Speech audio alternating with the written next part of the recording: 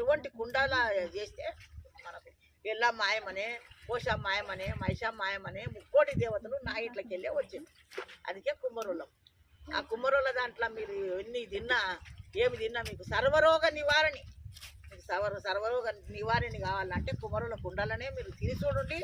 తిన్నాక మీరే మాకు చెప్పుతారు, అరే మేము తిన్నాము, ఇప్పుడు ఒక 6 నెలల దినమైంది మేము తిన్నాక కుండాల నీళ్ళు తాగితిమి, కుండాలనే అన్నం తింటిమి, కుండాలనే చేపలు కానీ కూరగాయలు కానీ పప్పు కానీ బిర్యానీ కానీ ఏం బేకైతే చేసుకొని తినాలని అన్ని తినాలని మాకు గ్యాస్ కూడా రాలేదు. దాంట్లో చేసుకుంటే గ్యాస్ వస్తుంది. అదే బిర్యానీ దీంట్లో చెయ్యి గ్యాస్ రానియదే.